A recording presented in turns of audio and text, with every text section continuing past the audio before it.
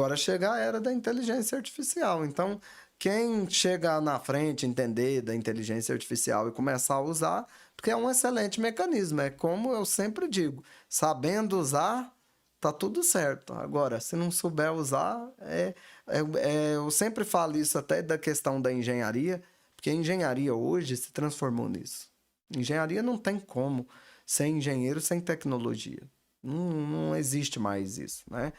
Drone, tanta coisa nova que surgiu por aí, mas a gente tem que estar atento, a gente tem que estar sempre atento a como que nós estamos utilizando aquilo.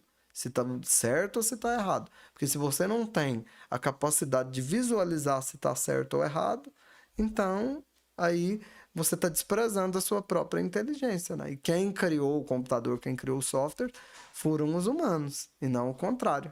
Eu falei para ele, primeiro você tem que entender uma coisa, que o desenho ele saiu da prancheta e ele foi para o computador, e não o contrário. O desenho ele não saiu do computador E foi para prancheta. Então, primeiro você tem que entender da prancheta, entender como que a prancheta funciona, desenhar na prancheta, riscar na prancheta, para depois você ir para o computador e entender o que que é um desenho no computador. Então, eu falei assim, ó, o desenho, então, saiu da prancheta e foi para o computador. Entende a prancheta primeiro, depois entende o computador. Aí, porque se você faz o contrário, eu vou entender o computador e não vou entender a prancheta.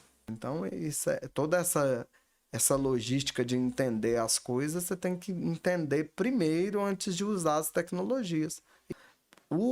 A matemática não é 100% da engenharia, porque a engenharia, além da matemática, tem uma lógica muito específica. Tem que usar muita lógica, muito senso do que você está fazendo. Aí você vai pegar aquilo que você está fazendo, modula para um modelo matemático.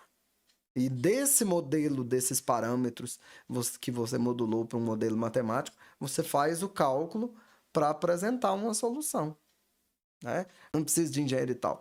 Mas o engenheiro ele é necessário pelo seguinte, porque obras têm deformações. Ele trabalha dentro dos limites aceitáveis das deformações. Então, o trabalho do engenheiro é esse. As deformações têm limites aceitáveis. E isso é normatizado. Aí a gente trabalha dentro desses limites, para não oferecer risco à vida humana. Mas uma grande maioria de situações demanda por causa dessas questões de deformações, de problemas que podem acontecer, pode oferecer risco a uma vida humana. Existe. Os profissionais em geral, né?